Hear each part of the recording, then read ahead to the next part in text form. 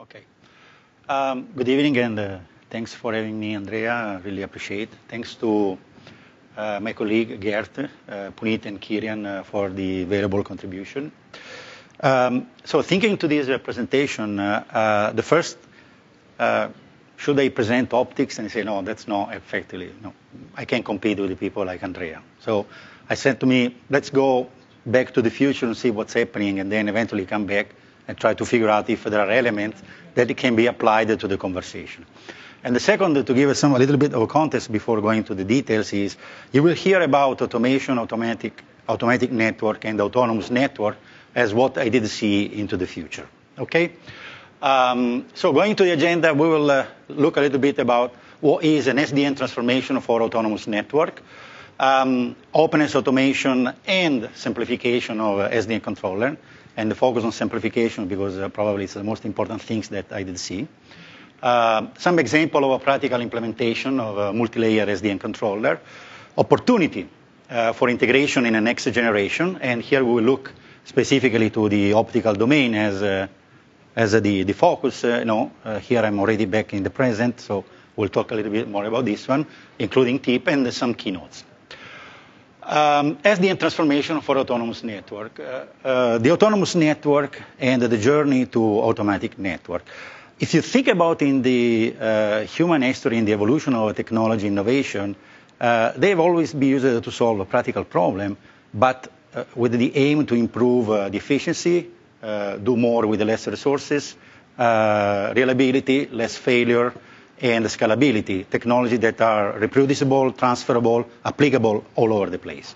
Gutenberg print is an example of this type of innovation, is the mechanization concept. Today we call automation, tomorrow we will call artificial intelligence, but that is what it is. And automation and control is effectively the theory and the engineering practice on how to implement this technology, and effectively how do you control their behavior via automated feedback. Okay, that is what it is about. And so thinking a little bit in my mind, okay, what is an autonomous network? I came to the first step is, is the engineering of operation automation.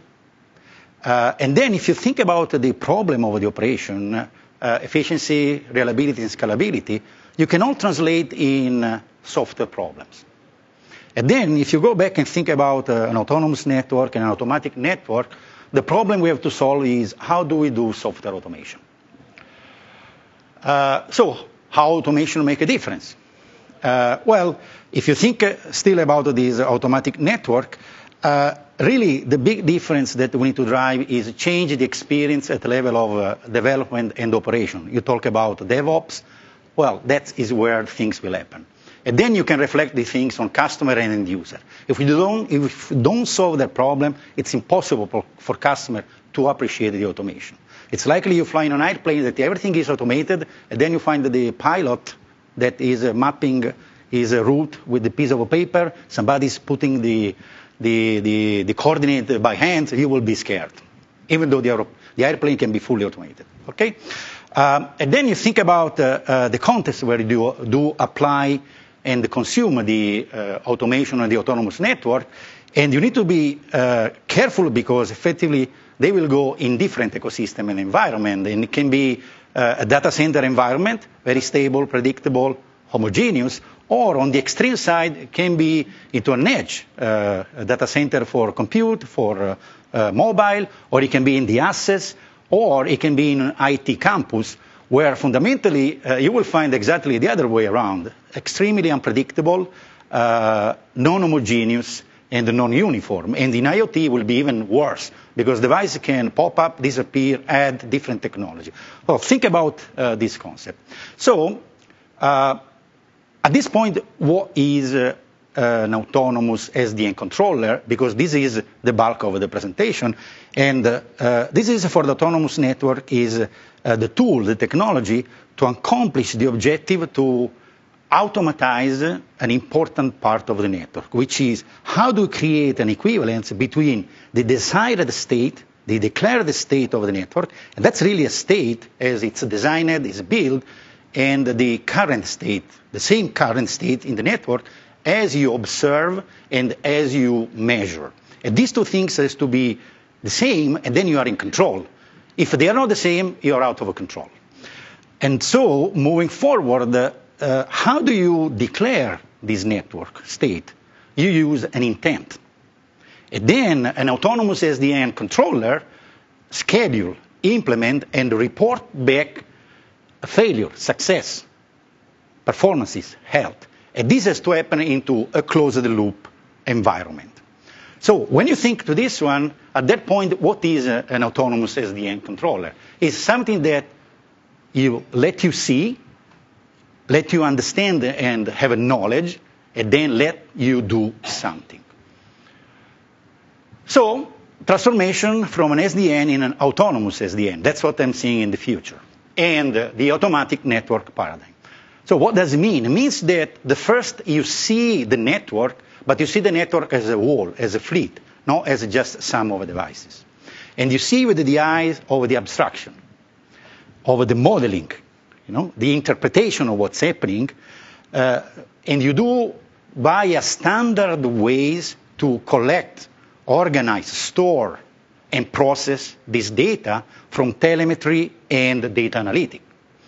And then, at that point, you start to have knowledge, know-how of what you have created out of this data by starting to process, compiling this data and analyzing, eventually via machine learning and artificial intelligence software tool package.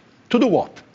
The objective is really to start to understand the behavior of the network and try to define a pattern for this state that can give you the current pattern, but also start to depict what is the evolution of this current pattern, because that is how you automatize the network. And when you have done this one, you start to implement by this task, and you start to create that experience that the customer can call automated response, automated decision. You can regulate, you can remediate, or, and they have to be flipped, you start to add an automated workflow to a point where at a certain point you will have an artificial intelligence virtual assistant that will help you in making decisions. Okay? So, openness in the next section, automation and simplification of the SDN controller. What is the role of automation in an autonomous SDN? Well, by sure, everybody wants to build the next better network, more performances, scalability, efficiency, so far. But if you remember the focus on the automation of operation, the automation in an autonomous SDN network is to make the network working better. So you can immediately apply to today's network. You don't need to wait for the next one. But you can start to apply this concept to what is today available. So we interview and we try also to understand, even in the future we talk to service providers, so they're still there, don't worry. So at OFC 2019, we have spoken to the service provider. We had a panel, very interesting. I will publish the slide. There were tier one service provider, and effectively they came to and told us what were their aspirations, their objective, and they very clearly specify what they want. They want more openness. They want open interface, open API. They want open software platform. They want open ecosystem. So I think we are on the right track if you think about what they have just presented. And then they want also more automation. They want to have more abstraction, more contents out of the network, and not just a representation of a device. And they want to think to the network on an intent base, on what to do, rather than focus on repetitive tasks on how to do things. And they want also more and better infrastructure. They want more and better infrastructure because the traffic is growing, complexity is growing, but they want this infrastructure to be built on a cloud base and with a model of integrated and automated DevOps.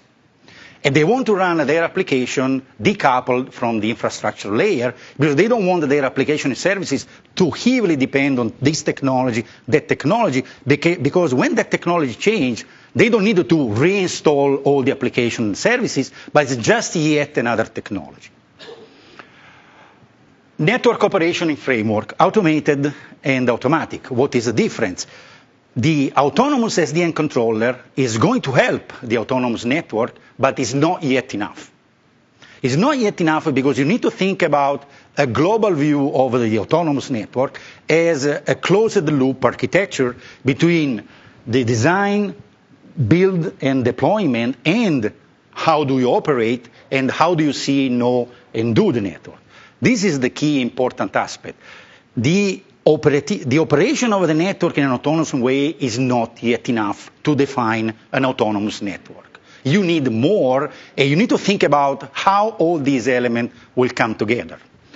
And this goes exactly in the direction you are speaking and you have spoken. And when I think to some of the tipping point, I start to think continuous integration and delivery, but I need integrated and automated DevOps. It's a reinforcement.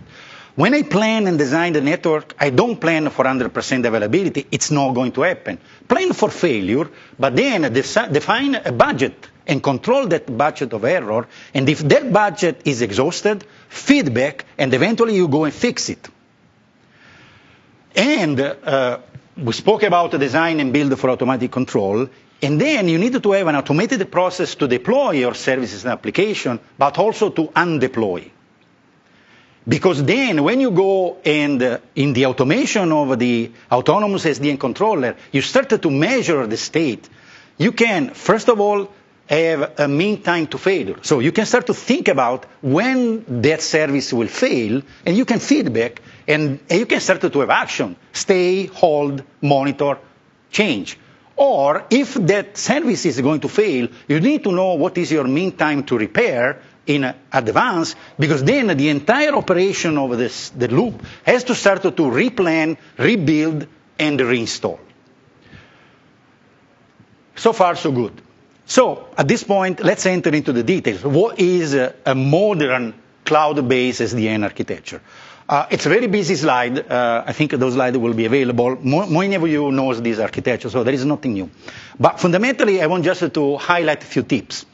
You need to have an application layer that is decoupled but connected via standardized REST API with the infrastructure layer. And the infrastructure layer needs to be built as a cloud-based architecture, but with the flexibility to be deployed in different conditions. In a hybrid cloud, on-premise, public, private, all these things will come together, and the infrastructure needs to be able to cope with this level of flexibility. And you need to have a framework that is built for. So you need an LDK infrastructure, you need to have a Kubernetes orchestrator with containerized microservices deployed in cluster for scalability, efficiency, and reliability. And you want to have a service layer into the infrastructure that is based on an intent API server, which is the ingress-ingress with the application and the scheduling on each and any different task. And, of course, all this infrastructure needs to run into a closed loop, from the underlying device layer to the framework and infrastructure, service layer, to the application layer. Let's do some practical example in terms of the implementation of this multi-layer SDN controller. But before I go there, I want to pause and ask you, think about why simplification is the most important concept that we need to apply. Because it's a strategic decision that if you do upfront, you create a cycle of a virtuous loop where the simplification will imply more efficiency. Efficiency applied to automation create further simplification and then further efficiency. And so as you change and you improve and you augment the complexity, you don't make things more complicated. Because if it's inefficient, as you increase the complexity, it becomes more complicated. No? Instead, we want to have the opposite effect. And if I think about, apart Bill Gates and Leonardo, that it's just to be bipartisan between Italy and the US, right? With all the respect to Leonardo, but right? I would think about, okay, and so what's next? what are the areas where we can look at the simplification. And I will present the two cases. One is an IP optical controller, and the second is an automation in the optical layer. And let's go. So a multi-layer solution for automatic network. This is an element of a simplification. And if you think about the application of the future, 5G, edge, massive deployment of IoT, it's clear that the integration of the IP and the optical layer and the consequent multi-layer optimization that we can extract are definitely an element of simplification in the concept of autonomous network. So it's good. And without going to the future, there are very low-hanging fruit that we can already extract into this simplification. Again, we can do today. We don't need to wait to the future. A part of the microservices IP architecture, you can start to have a common infrastructure with a common API, a shared pool of microservices that will enable you the integration and the enhancement of the simplification and the efficiency in your network. And of course, out of this element, you can start to think about some very simple use cases where you can have joint traffic engineering, real-time traffic engineering. You can have a coordinate design of the design and the simulation of the IP and the optical layer, and going up to more complex scenario where you start to build by the integration of different microservices on the optical side, on the IP side, and from both sides of what if scenario that can provide you more complex state of the network that you can measure, observe, and build on top of more intelligence. In red, there is the next slide that is a real-time optical control loop, which is something that we have spoken sometimes, and people sometimes forget that the optical layer is not only digital, but is also analog. So solving the automation problem in the optical layer is not just about solving a digital problem. You need to go into the physics of the problem, because the optical layer is inherently analog. And what we have done is effectively we have implemented a service that manages the analog part of the optical layer, which is the next slide, and is an OCL service, effectively is a microservice for automatic open in an open line system control plane. So what we have thought is let's start to integrate the optical control plane with the analog control loop that are all the different pieces and bits that are into each and any of the optical box. And we have integrated these two into a microservices after an abstraction, and we have deployed these microservices into a centralized controller.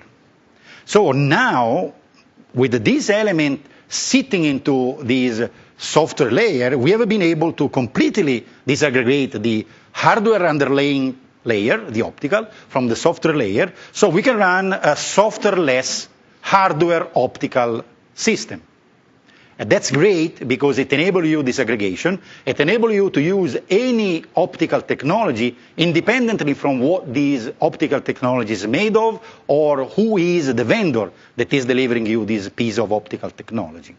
But you can do more. Being a microservices and living into a nice spot and place that is the SDN controller, you can start to have a stateless representation of the network. At the network level, at the element level, and at the device level. And all these elements are completely working into an automatic way via the telemetry and data analytics. So fundamentally, it's really a plug-and-play network. And of course, via the telemetry and via integration with other microservices, you can start to build a more complex state as integration with a PCE, optical PCE, or integration with a multi-layer PCE. And this has been implemented, and it's up and running. After this first bulk of this three section, let's go to some of the integration opportunity. I think Andrea has well presented TIP. I am one of the co-chairmen in TIP.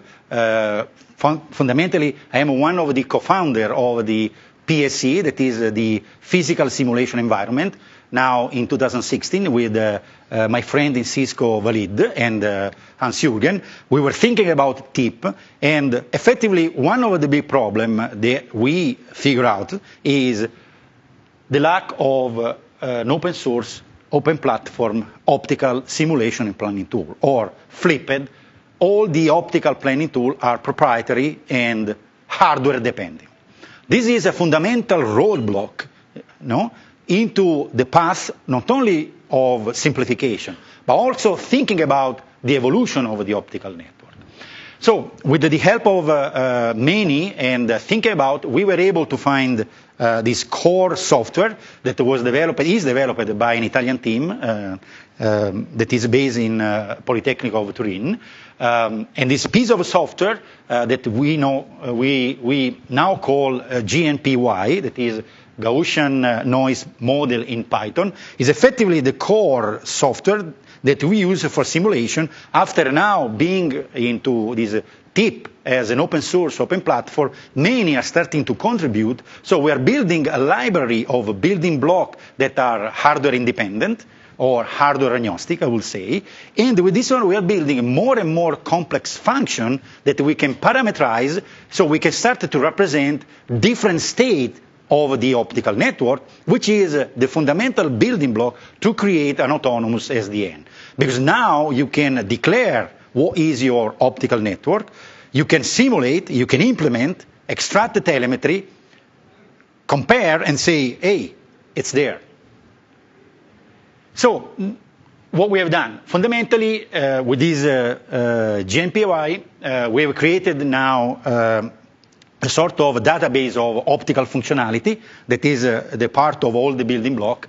And now we can start to think about how we can declare. So I don't need to say, I want to connect this ROADM with this amplifier, set the power, tweak, control, do, but I won't just say, hey, I want a wavelength service with these performances. Give me the capacity, the bandwidth, and eventually, via another intent layer, program the DSP to deliver exactly that type of capacity. Or I can ask, I do need this SNR, do you have this SNR into the network? No? It's about what, and not how this SNR is built, what are the equations. So we can hide that complexity behind this tool.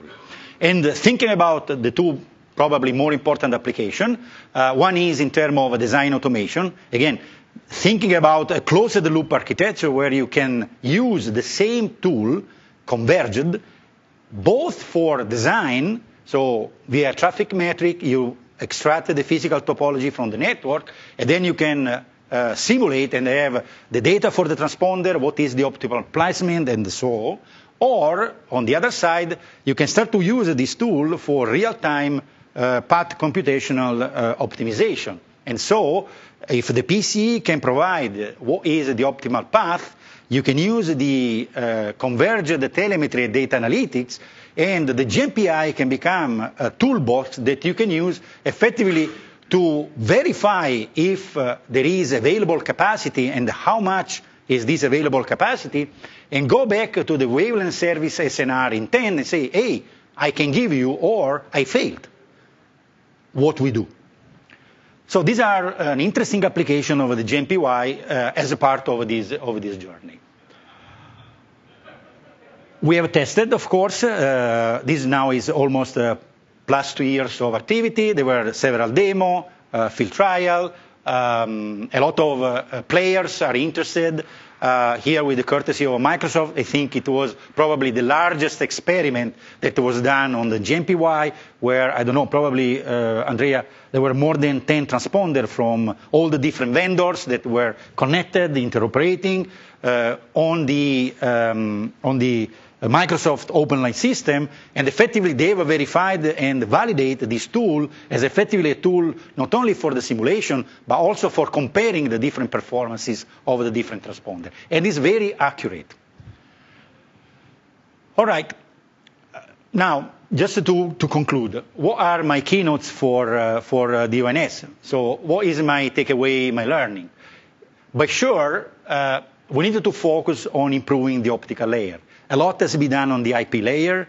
Strangely, very little has been done on the optical layer. That is a lack that has to be fixed.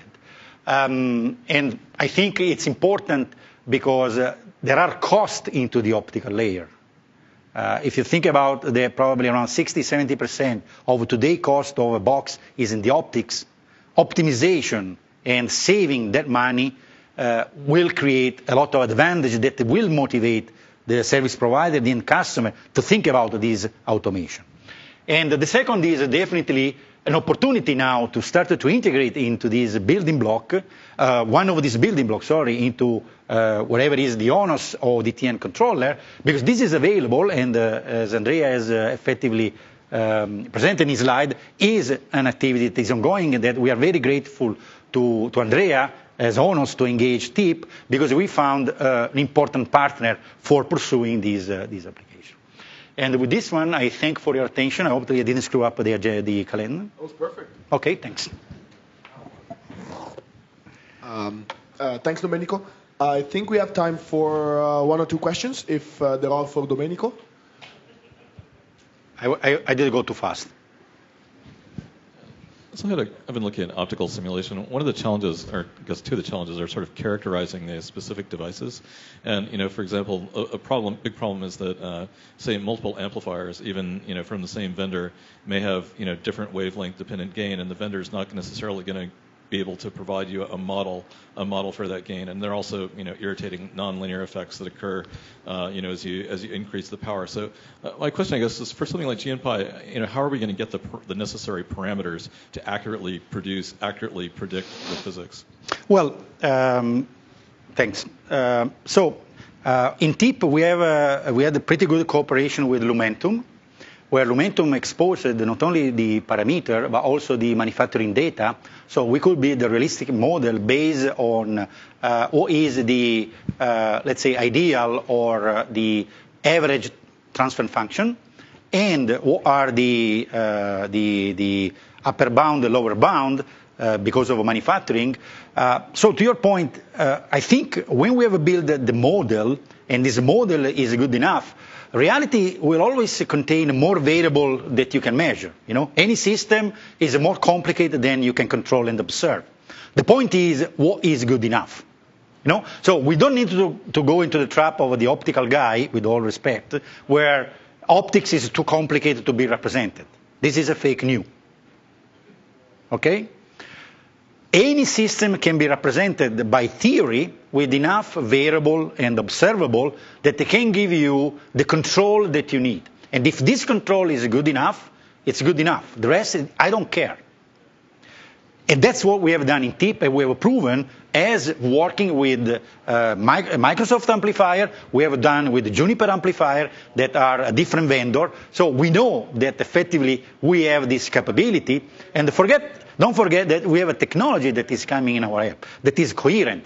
With respect to the previous transponder, 10G or 40G, coherent technology is a very robust technology.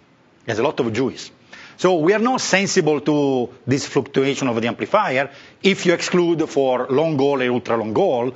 But for most of the application like DCI or Metro, coherent technology has such power that honestly, should they control the oscillation of the amplifier curve at plus minus 0.1 microsecond, that was the target specific of the world where nobody met? No. Look, with 100 microseconds to a millisecond, we can build a pretty decent, nice network optically, and that's something that we can do well within the parameter that we can control. And that's my direct experience. So if anybody will challenge it, I'm more than happy to have this conversation. Well, I think you answered a lot of it, which is that because I did. The smaller links. Well, no, don't use a smaller link, because we're talking a link of 1,000 kilometers.